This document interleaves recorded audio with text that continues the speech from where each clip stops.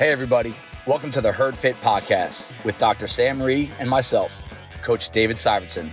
This podcast is aimed at helping anyone and everyone looking to enhance their healthy lifestyle through fitness, nutrition, and most importantly, mindset. All right, welcome back to the Herd Fit Podcast. I'm Coach David Syvertsen. I'm here with my co-host, Dr. and Coach Sam Rhee. And today we're going to talk about confidence. We're going to talk about, when Brock goes to karate, Taekwondo on Saturdays, they preach about confidence all the time at that young age, right before he breaks the board, and they say and he yells out confidence and he snaps the board in half, and I love it. It's like one of my favorite things about going to watch him. And it got me thinking one day recently in relation to CrossFit, because I go to that class and I watch Brock, obviously, and just have fun watching him do his thing with his tongue out of his mouth always. But also I kind of have a lot of respect for the guys there that run that operation over there. It's mayhem at all times with a lot of kids. They have a lot of different levels, but they're really good at wrangling these little kids that have so much energy that literally just want to run into walls all day, and getting them to meditate, and getting them to listen. There's something about that Taekwondo culture that almost scares you to the point I better behave or else. And it gets them to really concentrate on things and believe in themselves. They have these kids fail a lot, and then they go out and they get it done, and they just leave different. I feel like Brock always leaves that room different than he enters. And I try to relate that to CrossFit Bison, that one of my goals here as a coach is to always help open the door to someone building their confidence. I think that carries more into outside the gym than your good Fran time. The confidence that you can get from just the day-to-day stuff of overcoming these difficult tasks that we throw at you all the time, I think that can make you a more confident person. But on the flip side, if you feel like you're losing a lot at the gym, if you feel like you're not accomplishing things, it can diminish your confidence outside the gym as well. So I have been made it a point for a long time now that is one of my goals when I coach. It's not just giving good cues. I want to help build confidence. I can't do it myself. You have to kind of put the initiative to build your own confidence and be aware of what you're feeling and all that. But I do think the door can be opened by a CrossFit coach, CrossFit community, CrossFit program even. So, Sam, what is the Sam Rhee definition of confidence? I have two definitions. Let's go. One is the one that I pull from surgery, and that is preparedness. Okay. When I'm prepared, I'm confident. And I can relate that in a lot of different ways. But that is not necessarily what the general definition of confidence is. Because I have seen many people in many situations be extremely confident, and I'm sure we'll talk about it, and they have no clue that they should not be confident in that situation, or have people who should be extremely confident in a situation, and they carry no confidence with them. And that's the more general type of confidence that I think we should be talking about, because that is a mix of a lot of different situations and factors and feelings and emotions. Yeah. And I think CrossFit is really helpful in a lot of ways of evaluating and building confidence. Yeah, and it's definitely a program that's aimed at building confidence if you really dumb it down, especially with how much we record and how many times we try to beat things, right, and beat scores and all that good stuff. The Bison benchmark workout is all about building confidence and ability to overcome difficult tasks. To me, confidence is belief in yourself or belief in whatever you're confident in. It could be your business, your family, your relationships. You truly, bottom of your heart, believe that you can do this. And I want to talk about confidence from an athlete perspective, which that's kind of like the low-hanging fruit. But I also want to talk about confidence in coaches, the belief in yourself as a coach. Because right now, we have two interns that are almost done, Keith and Tara. And I knew they would be. They're both home runs. They're going to be rock star coaches. And that's coming from feedback from members of our gym. Not me, not you, not Liz. I've had people come up to me after Keith's whiteboard talk and be like, dude, looks like he's been doing this for years. And that there's probably a lot of reasons behind that. It might be because he's already planning out this Friday's whiteboard talk here on Sunday afternoon. Again, what is that called? Being prepared. Right. All right. Others are, sport background. Tara works with people all the time with her physical therapy line of work, and she taught college students. So she's smarter than most people, including the two guys sitting at this table. True. And very true. There's a skill to talking to people. Some people have it, some people don't, and that's okay. We all have strengths and weaknesses. I think she's very skilled at talking to people, great listener, looks you in the eye. She's smart. She's quick with her responses. But I do remember the first time I've seen them talk in front of a group, and this is about, 2 months ago, they were not confident. There's a lot of different thoughts in your head that take you away from what you're doing in that moment. And that is, to me, what leads to a lack of confidence. You can say lack of being prepared, which is fine. First time talking in front of the class, you can't prepare for that. Mm-hmm. Okay, and we've both been there in those shoes. So have all of our coaches. But just having different thoughts in your head and not truly focusing on the task, that creates a lack of confidence. Lack of confidence will come up in terms of defining it and what to be aware of with yourself. But from a coaching perspective, they're night and day different how they simply talk to a class. The tone of their voice is different than it was even just a few weeks ago, because every single time they get a little bit more confident and they hear less of the outside voices. So I want to look at this from both lenses today. A coach building confidence, your ability to do your thing, and an athlete's confidence and how they can both carry into the gym and then outside the gym. Let's talk about Reno for a little bit. I love Reno. He's a very confident person. Reno is one of my favorite. I shouldn't say that. Let's edit that out. No, just kidding. He's an OG Bison guy. His life has changed immensely since he walked into Bison. And he came in. I remember him coming in, and he was not unfit, but he wasn't. I wouldn't categorize him as like a very fit person. And he actually kind of dove head in, but he always had a great attitude. He always kind of came in with like, what are we doing today? All right. He would always listen. He'd always try hard. He would pursue intensity. He even came back a few times and did the same workout twice a day for a while. But if you showed people what Reno is now, which is a guy that is like, chiseled, rich, strong, great attitude, fun guy to be around, great presence around the gym, and you showed those same people Reno when he first walked in, that would be one of those things like, that's the same person. Now, you could talk about the physical component, but I think his confidence has grown immensely since I knew him. Now, I don't know Reno well enough, but I think every gym has this person. Does well outside the gym. Successful guy. Okay, changes his body, can start doing things that he could have no shot at doing 7-8 years ago. Again, every gym has this person. Do you think CrossFit made him a more confident person? Yes, but that wasn't the only thing that made him more confident. Yeah, absolutely. Yeah, that was not the only thing. But now, does outside life make him more confident in the gym? Because I want to get this feeling to everyone out there that's listening that wavers with confidence. They can feed each other. What you do in the gym could feed your confidence outside the gym. What you do outside the gym could feed your confidence inside the gym. And I want us to be on the same page that this is not, I want to be more confident in the gym. This is, I want to be a more confident person because it's going to help me in all areas of life, and they could feed each other.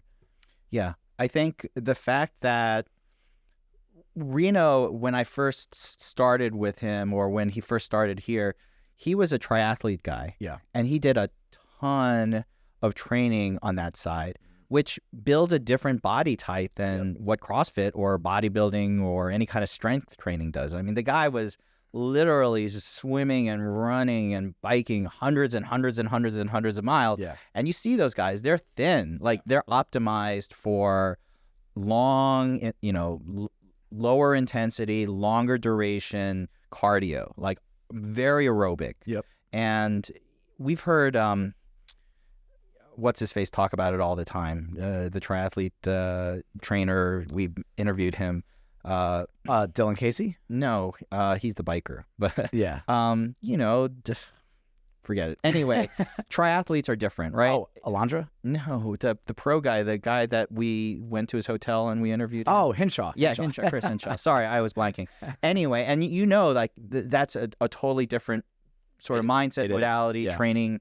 And then he kind of flipped off of that, and he's no longer doing triathlons, I think. And he's really gotten into bodybuilding, bulking up, doing CrossFit. Yep. And he always had his, like, most people have their own base personality, right? Right. Like, that doesn't change for people. But you can use that and leverage off of it. Reno always had enthusiasm for everything he did. He always goes into he's like the big Labrador Retriever. He's so frisky. He just jumps into it. Yep. He has no fear. And he will do or try anything. But the fact that his capability at CrossFit increased as he really focused on it, increased his confidence within the gym. And I think when you can take away small wins, like at a gym, you can leverage that into different situations where you can feel that those small wins leverage you into different other wins. Yeah, and to build on that situation even more is, Reno's gone from the Ironman, and he had very competitive times in Ironman. He did it at a pretty high level, higher than most. And then he gets into the bodybuilding field. And I think one thing that he can learn from a confidence perspective is that it's a process. I'm huge on, I think we both are, we're process over results. Like, focus on your process, stop worrying about the result. And Reno saw what him focusing on a process could do for any sort of goal he has. His goal shifts from, this side to that side. So now that he's approaching a side that he had never touched, that bodybuilder, that aesthetic looking thing, right? He knows that if he stays to a process, he can overcome. Because I feel that most people that do not accomplish the goals that they want to accomplish, whether it's aesthetic, performance, healthy lifestyle, they don't believe in themselves when it gets hard. Because anything worth pursuing that is really difficult, there are going to be countless hard moments, and a lot of them are little subtle things that if you prove to yourself at one point that you can do something like that, no matter what goal comes your way, you've already conditioned this response to, hey, I'm going to overcome this little moment right here. I hit some adversity. I've already overcome adversity in my life with this other goal. I'm going to carry that experience into this one.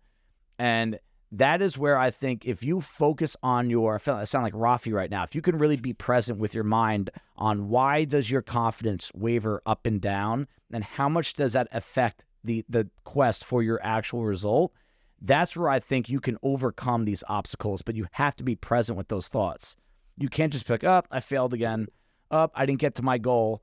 This person's hitting their goals, but I'm not. It has much more to do with that ability and understanding what a failure truly is, and being prepared versus not being prepared. You need to know that stark difference when pursuing any sort of goal, and that in and of itself can build your confidence. Now, let's talk about some pros and cons of having a little too much confidence, because we've seen both. We coach a lot of people, and maybe we've experienced this ourselves, that if you're too confident, I do think there are pros to it. The outsiders will say there's a lot of cons, because people are threatened by confident people. Just from my experience, they don't like it when someone's too confident themselves. Whether they're justified in feeling that way, thinking that way, saying things about them is another discussion. I don't want to get this into a moral thing of like, should you care? But there are pros and cons. I will say this: I would rather work with someone that's too confident than not confident enough, because that's, again, like I said on a previous podcast, life will usually bring that person down, especially CrossFit. Mm-hmm. Like, you could be the most confident dude in the world or girl in the world. Like, I'm just like, all right, we'll wait till the open. That's why we have a lot of situations over the years. Like, oh, that person is cocky. They're not squatting well. They think their scores are this, but they're really that. And I'm just like, the open's coming. Like, they'll find out. Like, let them find out the real way, not your opinion way. And again, you could reflect on yourself as a coach. Just don't throw anyone under the bus. Mm-hmm. Or your own personal experiences, CrossFit or not, of having a little too much confidence in a negative of what that can actually do to you in a negative light.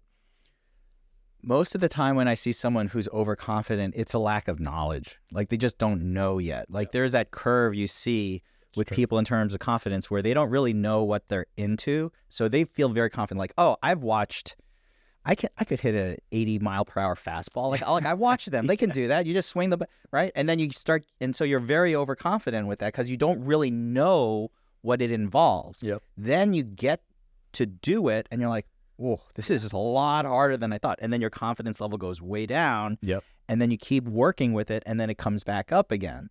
And I think for most people, when they, well, some personality types are just, Right. yeah, listen, they're Yes. always going to be that way. Yep. And I think we all know that person who just always thinks that they can do everything, Yes. Yep. like, and in the face of reality. But I think for most of us, when we first come into almost any situation, if we haven't had the experience, we'll be like, yeah, I could do that. I could snatch. Experience was my word. I just don't have the experience yet. Yeah, I can snatch 135. I'm just as strong as that guy does. Look, Yep. watch him. I can do that. And then you get into it, and that's, like you said, when reality starts. Yeah, I think a con to too much confidence is, I think a key mark to any successful story is humility. So if you have too much experience, that could mean that you don't have enough humility to really, open the doors to what you actually need to work on and reality. And usually that does come from a lack of experience. And I think a pro to too much confidence is it can open some doors that you normally wouldn't open. Meaning, we have people that will not walk into this door ever because they're not confident enough. Right? I think, in my opinion, it takes a certain level of confidence, maybe some ambition to walk into a CrossFit gym, such as this one. True. And I know for a fact that there are dozens, maybe hundreds of people in this Midland Park area that if they had more confidence, they would come here and this thing would change their life. But because they don't have that confidence, they won't even open the door. So I like someone that is confident enough to at least open the door, look in. All right, maybe even confident enough to take a step in without anyone holding their hand. And then, which most people have to do at some point, confident enough to actually take this on, this difficult task. I think there's a certain level of confidence to anyone that comes to a gym, such as this, with a really hard workout. Because you're like, hey, I know I can get through it. It's going to suck, and I'm going to complain about it the whole time, but I'm confident enough that I can get through this and then go carry on for the rest of my day. That is confidence right there. So to say that, hey, everyone that comes across the gym, we all struggle with confidence issues, I think all of you guys are confident enough. Now, can we leverage that into other areas of your life? I had someone tell me that, this is the time of year where a lot of people do yard work. And he goes, I had so much work to do in my yard. Leaves, mulch, sticks, grass, everything. And it was like an all-day thing. And he goes, I just kept approaching every little task like an AMRAP of a workout. He goes, he took this, and he goes, and it gave me all the confidence in the world that I could do all this physical stuff. And he goes, these workouts, it actually gave me the confidence that I can go take this on. Where if I didn't have that workout background, that AMRAP background, that daily WOD background, I probably wouldn't believe in myself enough that I could take this on. I would quit, and then I get frustrated because all this work is not done. These are things that I think are pros of having confidence. What about pros and cons of not having enough confidence? I just gave the obvious one of hey, you're not even going to start this stuff because you're too scared. But let's say you have a member here that they're working out, or a coach, they're coaching a class, and they really do struggle with that internal lack of confidence. They don't want to put themselves out there. They're constantly doubting themselves. What are some things that could eventually lead to? I think that it can lead to a self-negative feedback loop. Yeah. And those are the kind of things that we as coaches and as athletes, we need to break. So, and I've seen that. I literally 2 weeks ago worked out next to someone I love. Yep. And we were both doing the workout, and it was pretty hard. And about, I would say 3/4 of the way in, both of us just kind of fell apart on it, I don't remember exactly, but we were supposed to do something unbroken or keep going, and both of us broke. I remember watching her next to me, and we both just couldn't keep going. We stopped. Yep. And we took this big ass rest, and then we kept going at the end. And she was so down on herself. She's like, oh, man, I really, that was terrible. And I couldn't hang on, and I couldn't hang on to the barbell, and I couldn't do another rep. Yeah. And I said, yeah, but you know what? That taught us, when I took away from that was I needed to slow my pace down a little bit before that. Yeah. And I needed to get to that part of the workout and know that that was a learning experience. That gave me, you could either look at that and be like, I suck and I can't do that, and I really shouldn't be doing that again. Yeah. Or you could look at it as, that showed me how I could do better the next time. So a failure, which that essentially was, could either build you up or bring you down. And some of that is the mindset that you bring into it. And some of it is like what happened that day or maybe outside experience. But a lot of it is really your own mind. And are you using these experiences to build yourself up in terms of confidence or not? And a lot of people will spiral. Like they'll feel like something didn't go right, and then that kind of makes them avoid that situation, and then they continue to decrease in terms of how confident they feel in that situation. Yeah, that's a good example of, I have a good example of that exact situation. The open workout, 24.2 last year, one with the rowing, the jump rope, the deadlifts that Aaron beat me in. It's not so bothering me. It's not.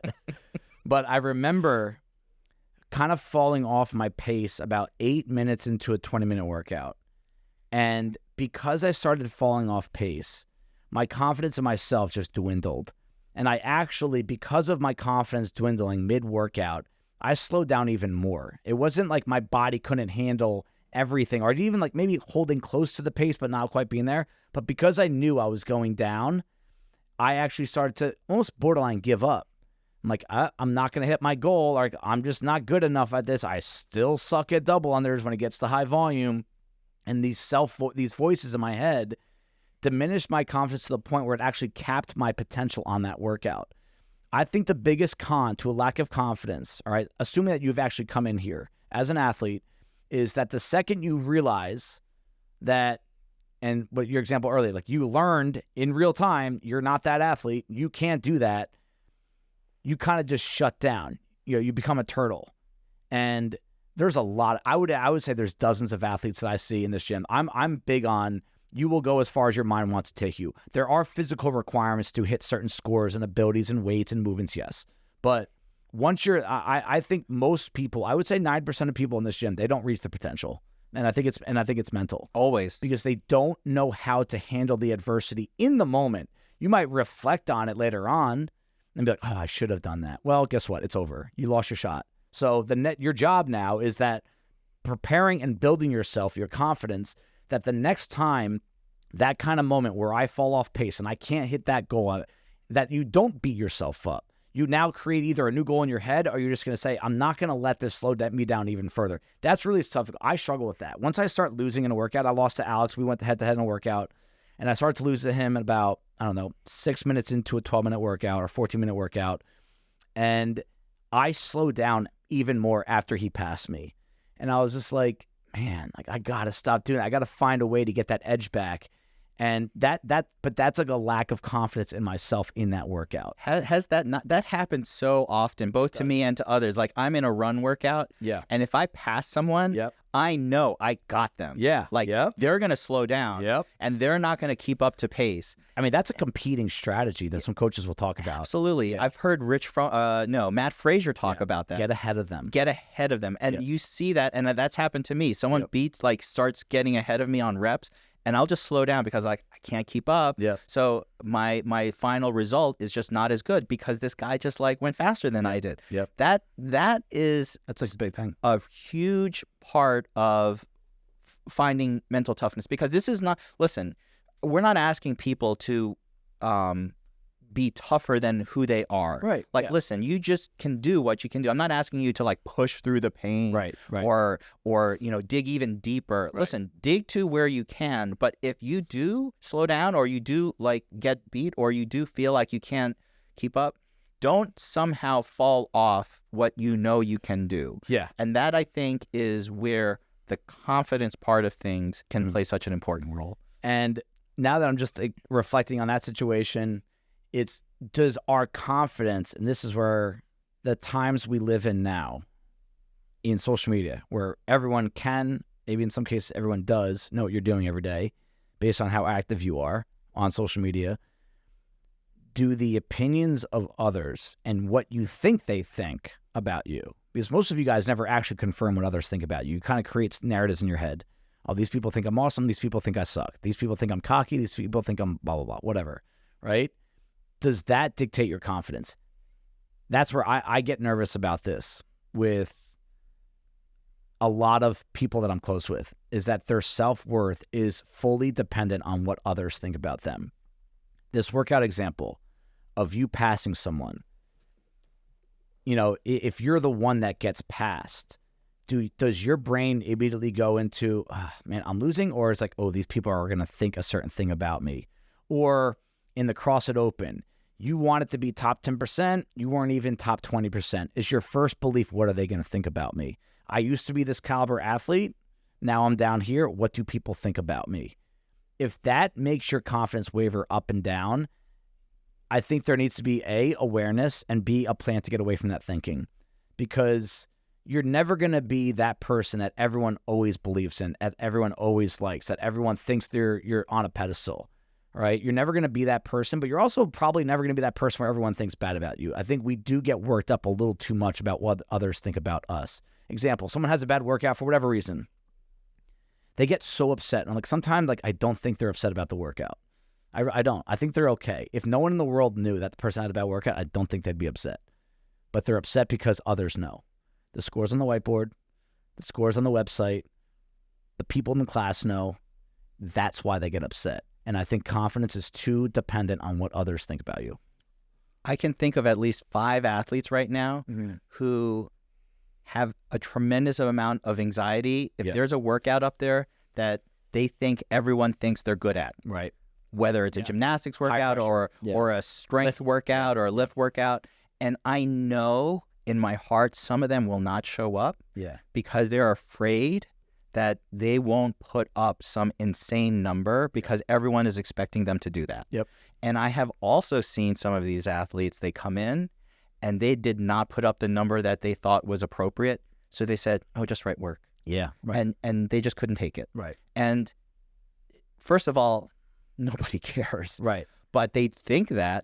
And their confidence, as you said, is built on the fact that they think perception. People think a certain way about them. And and that's why I know I have a reputation of like, you love the competitors and you give them so much attention and they're their favorite athletes, blah, blah, blah. That's why I actually will go over the top sometimes on the podcast, even classes, like, guys, no one cares if you kill the workout. Now, I don't want to diminish someone's confidence. I want you to, if you crush a workout, put that shit out there. I don't care. like, be proud of it. I want you to, again, I said early in the podcast, I would rather someone be too confident than not confident enough, because I think life will eventually take care of your abundance of confidence.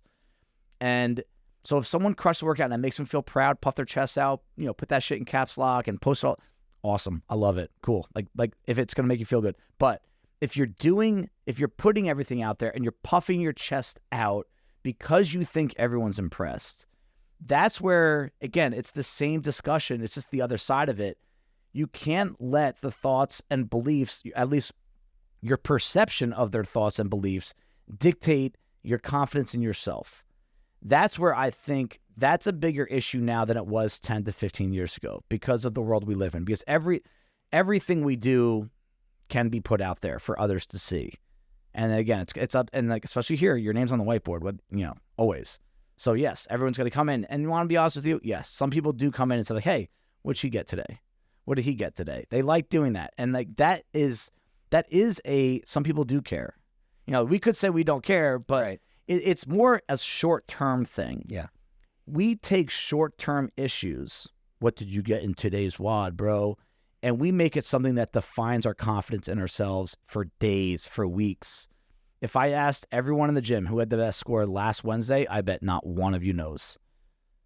So are you a long-term thinker? Are you just always about satisfying that moment? And if you can remove yourself from always satisfying the moment of your ego, of your pride, of your so-called reputation, I actually think it could boost your confidence. Because when I do hear members, coaches, athletes talk great about others, like how much they love them, how humble they are, how great they are, it's always a long-term thing. It was never about a WOD on a Tuesday in November. It was always just about who are you day after day, week after week, month after month, year after year. It's not about the scores. But I think we're a very short-term society now. We care so much about the moment. What did someone think about me today? That it really does overshadow and kind of overtake the confidence we have in ourselves. And it's a dangerous situation. I think the question we should be asking ourselves is our confidence helping us become better? or is it actually detracting from our ability to perform? I know I can think of a couple people who left our gym because they couldn't deal with a confidence blow that they were just not what they thought people were expecting from them or what they were expecting from themselves. Right. And I feel like you need to use either a high confidence level or low confidence level to motivate, to boost you, to move you, to get you to a better place in terms of who you are, how you perform. Right. Listen, when I coach, I don't sit there and have a super high confidence level. I'm not like, oh, I'm so awesome and this is going to be the best. But I'm not sitting there like, okay, sometimes I say I suck as a coach, but I will say, but at least I'm going to do the very best I can. And I know that I'm going to prepare the best I can. And my preparedness for coaching that class very good directly correlates to my confidence about how I'm going to do. Yeah. And I think that should be how most people, I feel like, should take their confidence level. It's not that you're using your confidence level to like boost you. Your confidence level should reflect what you think you can do and how you're going to do. And sometimes if it doesn't go the way you want, that shouldn't hurt your confidence level. That should be, if anything, a way for you to reflect and say, okay, now I know what I can do to become more confident because I'm doing better. The purpose. Next time. What is your purpose? Yes. That to me can be something we can all, athletes and coaches, maybe especially coaches, but athletes too, that we just kind of like hammered a couple people or feelings that, and again, I've been there too, where I've put my self-worth on my scores. So I want to make sure that that's out there. Like I have done it before and I'm present with it and I see it from the coach lens where I'm like, it's bad if you do that. It's going to be very bad if your self-worth is what you score. You can believe me or not, but eventually you will find out that's the truth. And I had that experience as a coach, but having a lack of confidence or too much confidence can center around what is the purpose. What is your purpose as a coach? Your purpose is to help people to be selfless, to be humble, to increase the quality of the class and really help someone get the best hour of their day out of that class right there in some cases. If that's your true purpose, it should actually help you stay centered with your confidence, because I will say a coach that lacks confidence can't take over the room, doesn't want to give cues, is afraid to like give advice to someone that's a better athlete than them, is afraid to coach a muscle up even though they can't do a muscle up. It can take out the wind of the sail of the entire class. You can really actually lessen someone's experience as a coach if you're not confident of that class. So what's the purpose? The purpose is never teach a muscle up. The purpose is never to show a muscle up. The purpose is never to have the best time or look a certain way. The purpose is to go there and help in any way you can. And I think if you go in with that purpose every single time, you're going to be more confident coaching that class. If you're an athlete and your purpose is to go in there and just get your best workout, your best, like you be smart, you be healthy, you be fit, you make your life better, you're going to walk out of there confident. But if you keep walking in there and saying, my confidence is going to be dictated by what other people think about me, even though they're probably not thinking about me. Same thing, coaches. If your confidence is going to be on how many people like your class, how many people laugh at your jokes, how many people are going to make a post to you on social media about how good of a coach you are, you're barking up the wrong tree.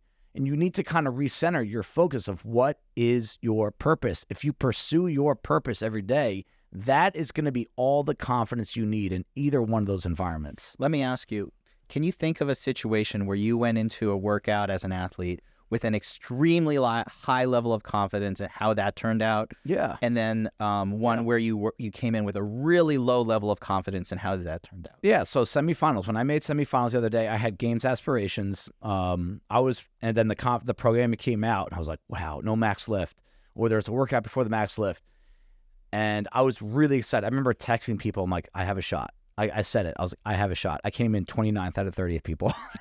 Second to last. I got murdered in every workout. The first workout was bench press and rowing. What is my best movement in CrossFit sport? It's rowing.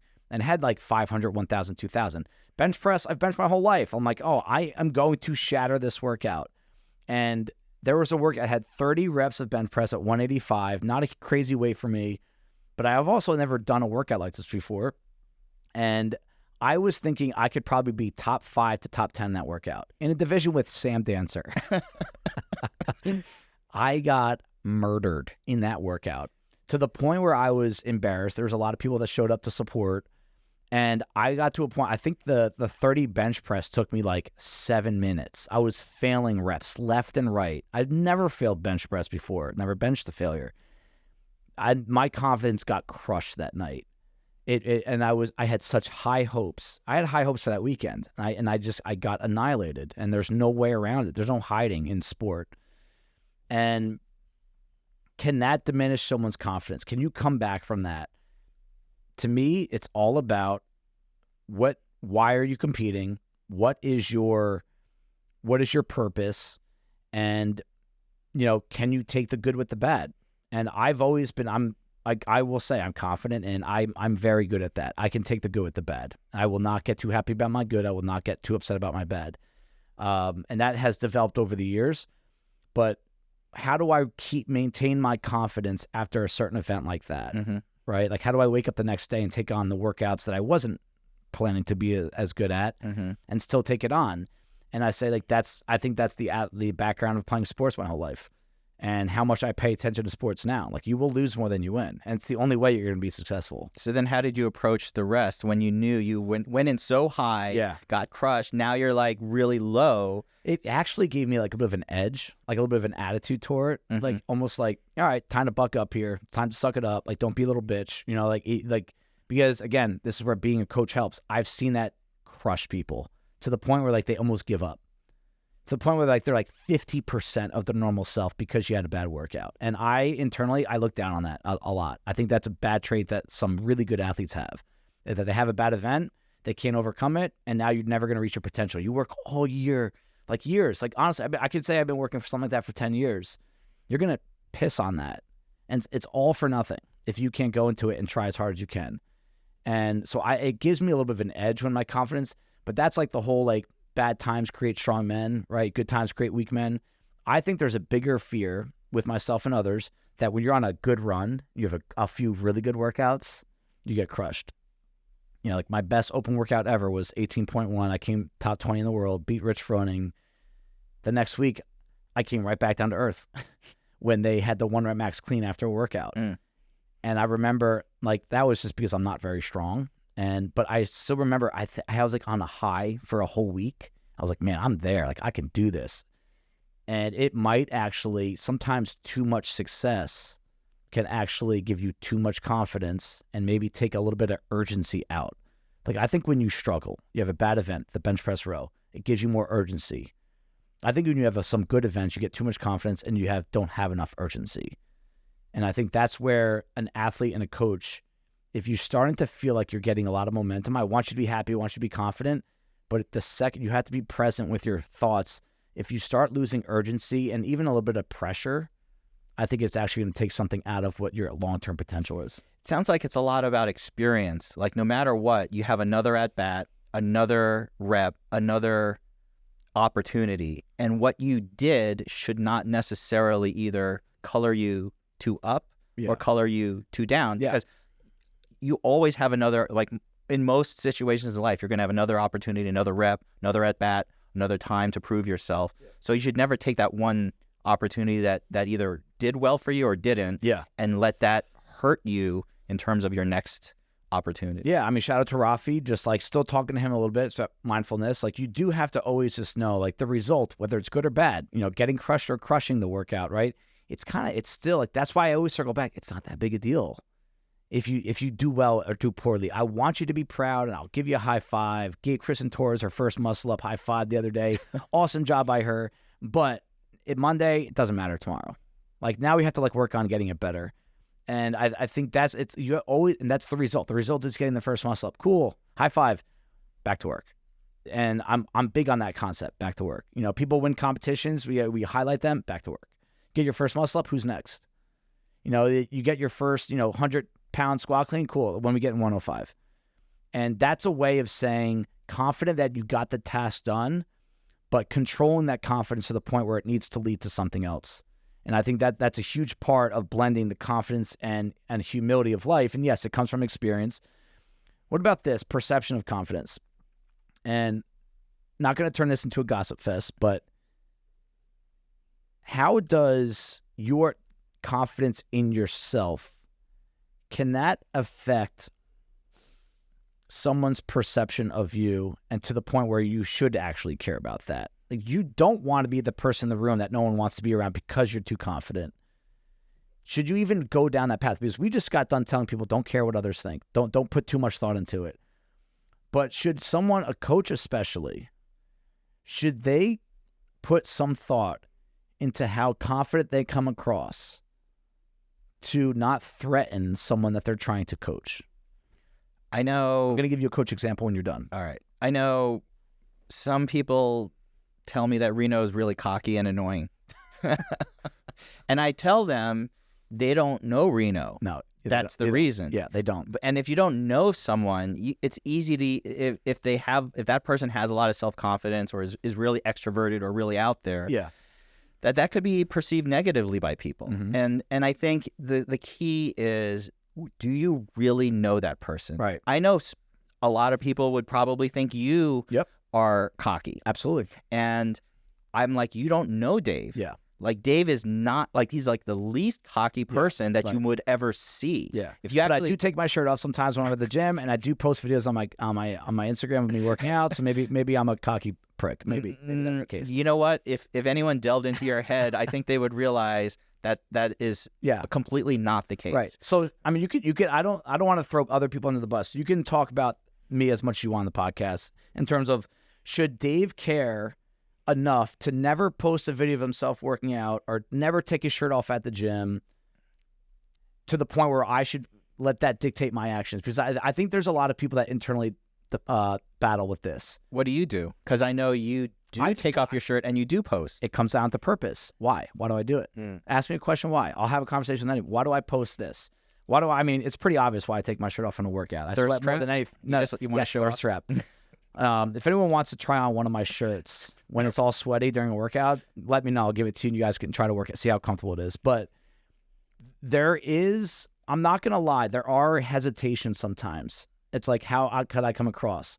But what is my purpose? It's what I would circle back to what we were talking. Why do I do it? If I believe in it, then that's all the confidence I need to do it. If I start making every decision in life about what others are going to think about it, it's going to lead me down a really dark path. And I have a son now. Like, that's going to be something he's going to have to learn at some point, and I'm going to help him learn that the second you open that door, and I think we live in North Jersey, I think there's a lot about perception in this area. People care about that more than their actual morals and values, because as long as others think a certain way, you're good. Like, that's all you can. I think my opinion, I think it's a very dangerous way to live. I have rules about taking off my shirt. Yeah.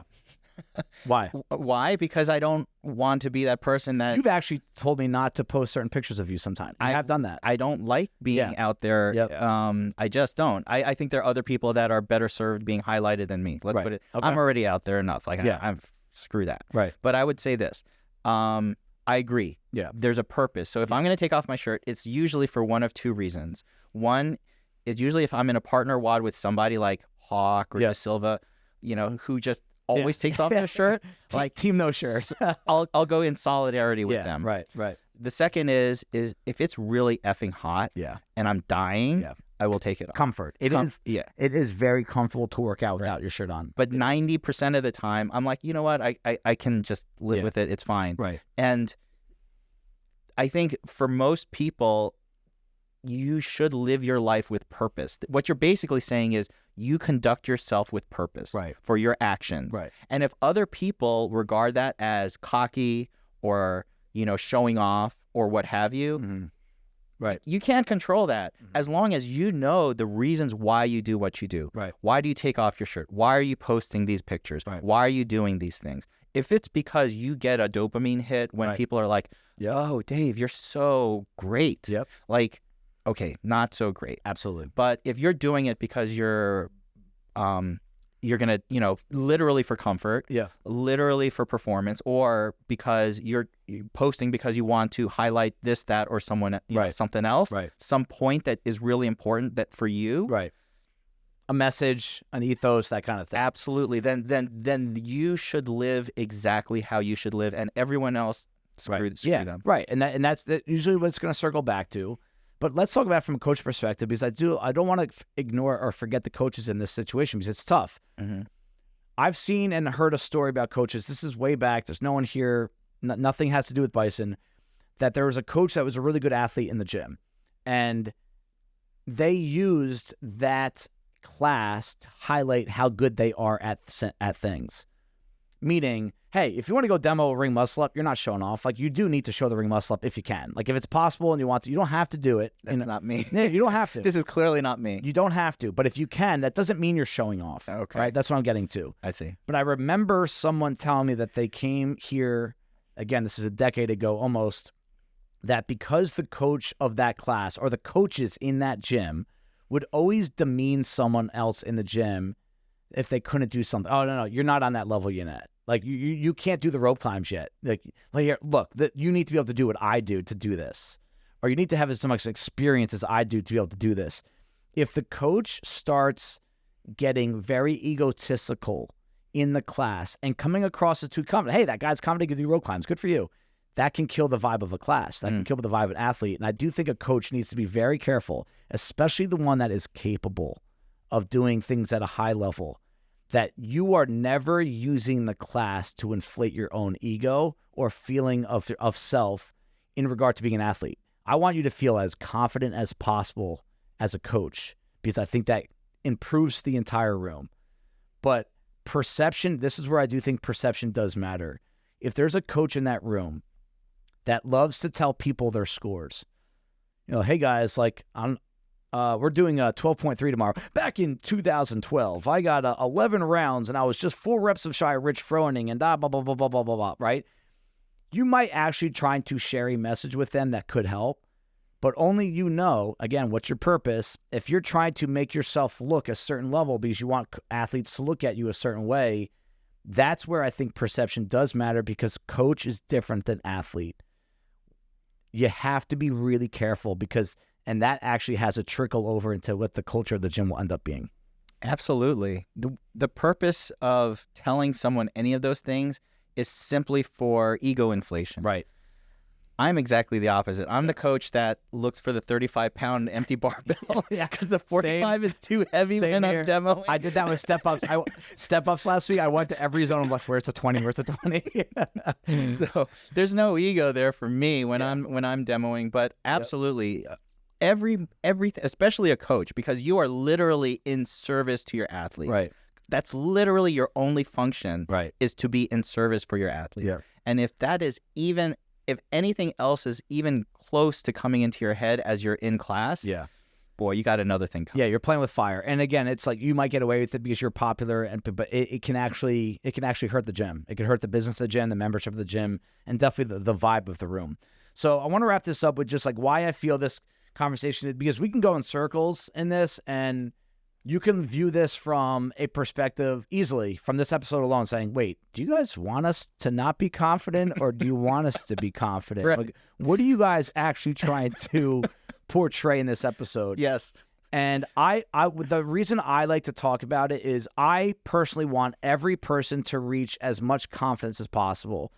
And even to the point where it might be too confident, because eventually I think we all know the world is going to take care of that person at some point in the CrossFit space. All right. I don't want to get too much into the outside the gym space, but I also think mental health has become such a talking point over the past 5 years. And a lot of people are much more confident, hence the word, talking about it now. And I think because a lot of people are talking about their own struggles and where they struggle with confidence and how much impact that has on anxiety levels, whether it's in the gym, social environments, work environments, I think that's like step one of leading you to any solution of any problem that you have, is talking about the actual problem. So if there is a confidence issue and you feel like you either have too much or too little, or you think that they have too much or they have too little, the awareness of where we're at with that, I think, can dictate so much about you pursuing whatever you're trying to pursue by doing any sort of fitness program. Is what is your purpose, right? How much does your confidence waver? And is it really internal or is it external? That's what I want you to get out of this. What is the purpose of you coaching? What is the purpose of you showing up to the gym to work out? And how much of your self-confidence is dictated by internal factors and external factors? If you can go and ask yourself that right now, ask yourself again tomorrow, the next day, where it's something that's always programmed in your head, I think that alone is going to make you a more confident and more successful person. All of these things are really important for a happy and good mindset. Whether, as you said, you're super high confidence level, super low confidence level, if you can take away from every situation a better mindset for yourself, success is that much closer. You can't help but get better. Yeah. All right. Thank you, guys. Don't be too confident. See you next time. Bye. Thank you, everybody, for taking the time out of your day to listen to the Herd Fit podcast. Be on the lookout for next week's episode.